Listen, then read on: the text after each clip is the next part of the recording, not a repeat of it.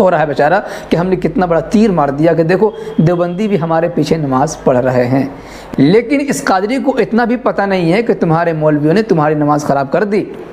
تمہارے مولوی نے کتاب میں لکھ دیا ہے کہ ہماری نماز تو دیوبندیوں کے آگے بھی نہیں ہوتی،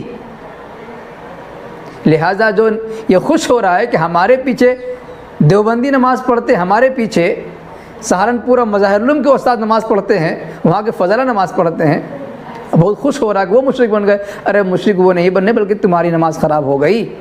جی ہاں، دیکھیں میں حوالہ دے رہا ہوں، اس حوالے کی روشنی سے اپنی نماز کا اعادہ کرو، نماز نہیں ہوئی۔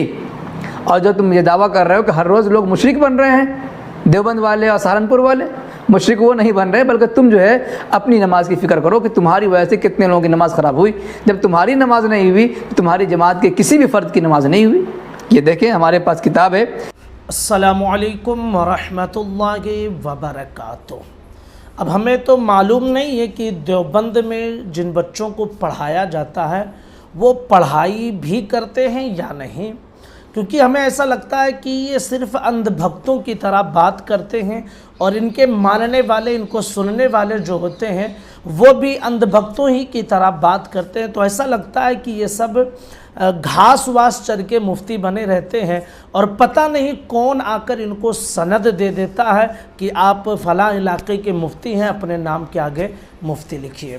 ابھی آپ نے جو ویڈیو سنی ہے مفتی امتیاز پلاموی، یہ دراصل میری ایک ویڈیو کے جواب میں بنایا ہے۔ میں نے اس ویڈیو میں یہ کہا کہ چونکہ وہابی دیوبندی یہ سنی علماء کو، اہل سنت والجماعت والوں کو مشرک مانتے ہیں اور خود میرے ہی پیچھے کئی ایسے دیوبندی آ کر نماز پڑھ لیتے ہیں، اور میں نے پوری تفصیل بتائی۔ اس پر ریئیکشن انہوں نے ایک تقریری کتاب کا حوالہ دے کر یہ بتایا کہ تمہارے مولانا نے ہی یہ لکھا ہے کہ ہماری نماز تو دیوبندی کے پیچھے کیا آگے بھی نہیں ہوتی ہے۔ تو ہاں یہ بات تو بالکل صحیح ہے۔ تو اس پر انہوں نے کیا کہا کہ اب اس قادری کو چاہیے کہ اپنی تمام نمازیں دہرائے اور لوگوں میں اعلان کرے کہ اپنی تمام نمازیں دہرائے۔ اب ان کی جہالت ہم آپ کو بتا دیتے ہیں۔ سب سے پہلی چیز تو اس مفتی نے جو گول گول گھمایا ہے وہ یہ ہے کہ ہم نے یہ کہا کہ ہم کو یہ مشرک مانتے ہیں، ہمارے پیچھے آ کر نماز پڑھتے ہیں، تو یہ خود مشرک ہو گئے۔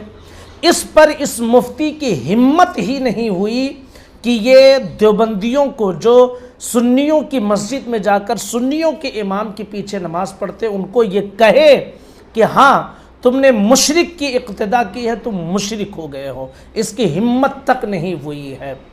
اب دوسری بات کی طرف چلتے ہیں۔ ان کی اتنی ہی اوقات ہے کہ تقریری کتابوں کا حوالہ دیتے ہیں۔ آپ جانتے ہیں کہ تقریری کتابیں جو ہوتی ہیں یہ حجت نہیں ہوا کرتی ہیں، پھر بھی تقریری کتاب کا آپ نے حوالہ دیا ہے تو آپ سمجھ لیجئے۔ انہوں نے یہ بات کہی ہے کہ ہماری نماز دیوبندی کے پیچھے بھی نہیں ہوتی ہے اور آگے بھی نہیں ہوتی ہے، تو یہ بات تو بالکل صحیح ہے۔ آپ جانتے ہیں کہ میں نے اپنی بات بتائی ہے اور اس پر انہوں نے ریئیکشن دیا ہے کہ آپ کے پیچھے انہوں نے نماز پڑھی ہے اور آپ کے مولانا لکھتے ہیں کہ ہماری نماز ان کے آگے بھی نہیں ہوتی ہے، لہٰذا قادری کی نماز سب خراب ہو گئی۔ تو جناب والی آپ کیسے مفتی بن گئے ہم تو یہ نہیں جانتے ہیں۔ ہمارے یہاں تو بچہ بچہ اس چیز کو جانتا ہے کہ جب ہم کسی امام کے پیچھے نماز پڑھتے ہیں تو ہم نماز میں یہ نیت کرتے ہیں کہ پیچھے اس امام کے، یعنی امام کی اقتدا کی نیت کی جاتی ہے۔ ایسے ہی امام جب نماز پڑھاتا ہے تو امام کی بھی نیت امامت کی ہوتی ہے۔ اب کن کی امامت کی نیت ہوگی؟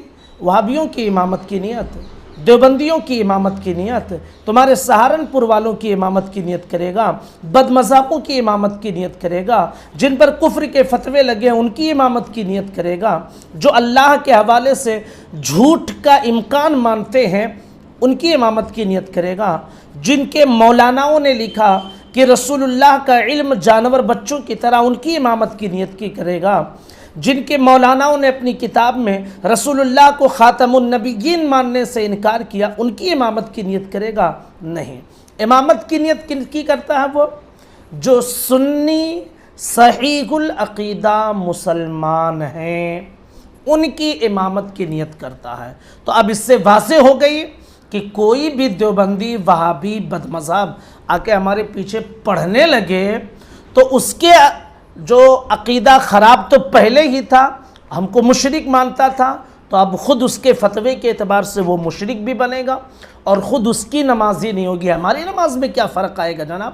ہم نے تو ان کی امامت کی نیت ہی نہیں کی ہے، ہم اپنی مسجد میں امام ہیں، ہم سنیوں کے امام ہیں۔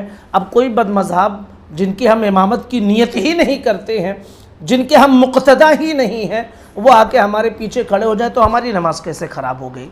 اب ذرا بتائیں۔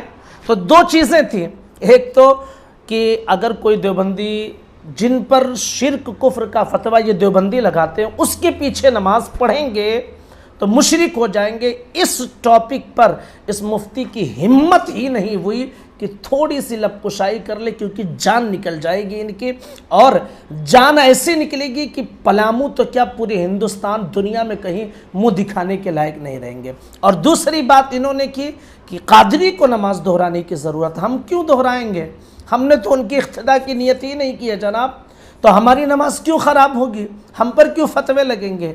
اب ہم نیت باندھ کر آگے امامت کی نیت کر رہے ہیں، سنی مسجد میں جو اہل سنت والجماعت والے ان کی امامت کی نیت کر رہے ہیں، اب کوئی ایرا گیرا آ کے ہمارے پیچھے کھڑے ہو کے نیت باندھ لے تو کیا ہم ان کے امام بن جائیں گے؟ نہیں جناب۔ آپ پڑھیے کیسے، اس لیے ہم نے کہا گھاس واس چر کے مفتی بنے ہو، اور ان کے دو چار چیلے چماچے جو ہیں، ہم کیا 2 دن مصروف ہو گئے؟ وہ کہتے ہیں نا کہ شیر تھوڑی دیر آرام کرنے لگتا ہے تو چوہا بھی اپنے آپ کو جنگل کا تاجدار سمجھ لیتا ہے۔ تو ہمیں کیا تھوڑی مصروفیت ہو گئی، ان کے 2-4 گرگے آ کے ہمارے چینل پہ ہم کو کمنٹ کر کے یہ بتا رہے ہیں کہ تم بھاگ کیوں رہے ہو، جواب دیجئے۔ تو لیجئے، ہم نے وہ جواب دے دیا ہے کہ تمہاری مفتی کا پران نکل جائے گا۔ یہ ایک مفتی کیا دیوبند کے سارے مفتی بیٹھ جائیں گے تو شاید اس کا جواب نہ تلاش کر پائیں۔ اس لیے آپ ہم کو ابھارنے کی کوشش نہ کریں، ورنہ ایسی گرفت میں آپ آئیں گے کہ آپ کو آگے پیچھے دائیں بائیں کہیں نظر نہیں آئے گا کہ ہم کدھر جائیں۔ تو ہمارے 2 الزام ہیں، ایک تو ہم ان کی اقتداء کی نیت ہی نہیں کرتے، اور دوسرا اس مفتی پر الزام یہ ہے کہ آدھی بات کیوں بتاتے ہو؟ اس پر کیوں نہیں تم نے بات کی کہ جن سنیوں پر یہ شرک کا فتویٰ لگاتے ہیں انہی سنیوں کی اقتداء میں نماز پڑھتے ہوئے وہ مشرک ہوئے یا نہیں ہوئے؟ چیلنج ہے، تم اس کا جواب دو۔ اور گزارش کرتا ہوں کہ شیئر ضرور کرو، اور یہ کہہ بھی دیتا ہوں کہ اس کی ہمت نہیں ہے کہ اس ٹاپک پر یہ بات کر سکے۔ معزز ناظرین، آپ کے لیے ایک ضروری اعلان ہے۔ اگر آپ دنیا اور آخرت کی بھلائی چاہتے ہیں تو آج ہی اللہ عز و جل اور رسول پاک صلی اللہ تعالیٰ علیہ وسلم کے ساتھ جڑ جائیں۔ آپ فرائض ادا کرنے کے بعد نبی پاک صلی اللہ تعالیٰ علیہ وسلم پر درود پاک کثرت کے ساتھ پڑھیں۔ اپنی زندگی میں کم از کم 1.25 لاکھ مرتبہ درود شریف پڑھ لیں۔ اس کے لیے ہمارے ایک بھائی نے ایک اپلیکیشن، اسلامک اپلیکیشن قافلہ درود شریف ایپ لانچ کیا ہے، جس کی لنک ڈسکرپشن میں موجود ہے، اور آپ اسے پلے اسٹور سے بھی ڈاؤن لوڈ کر سکتے ہیں۔ اس میں بہت طرح کے فیچر موجود ہیں، حتیٰ کہ آپ ڈیلی جو درود شریف پڑھتے ہیں ڈیلی بیسس پر آپ اسے انٹر کر سکتے ہیں اور اسے محفوظ رکھ سکتے ہیں کہ آپ نے ایک دن میں کتنی بار درود شریف پڑھی ہے۔ اس کے علاوہ اگر آپ کسی دن درود شریف پڑھے اور انٹر کرنا بھول گئے تو ایک ساتھ 7 دنوں کی انٹری کرنے کا آپشن بھی پائیں گے۔ اس کے علاوہ اگر آپ کی کوئی نماز قضا ہے یا آپ کوئی اور وظیفہ کرتے ہیں تو آپ اس کی بھی ٹریکنگ اس ایپ کے ذریعے کر سکتے ہیں۔ اس کے علاوہ اگر آپ کے گھر میں صرف ایک ہی موبائل ہے تو ایک ہی موبائل فون میں آپ 4 سے 5 اکاؤنٹ بنا کر گھر والے جو درود شریف پڑھتے ہیں ان کے پڑھے ہوئے درود کو آپ اس میں انٹر کر سکتے ہیں، ان کے پڑھے ہوئے وظیفے کو آپ ٹریکنگ میں لے سکتے ہیں۔